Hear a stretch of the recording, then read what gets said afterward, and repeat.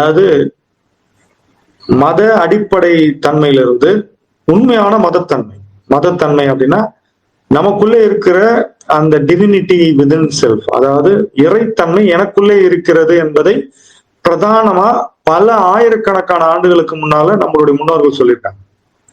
இடையில வந்தவங்க அதை வர்த்தகமா மாத்தி, அது ஒரு சடங்கு முறைகளாக மாற்றி, அதுக்கான பியூட்டியும் அதுக்கான இம்பார்ட்டன்ஸும் கொடுக்காம இருந்ததன் காரணமாக மதத்தின் மீது இருக்கிற ஒரு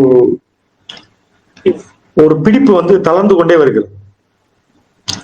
இப்ப என்ன ஆயிருக்கு அப்படின்னா, சயின்ஸ் வந்து என்ன பண்ணிருக்குன்னா ரொம்ப க்ளோஸராக பிரபஞ்சத்தோட இயக்கத்தை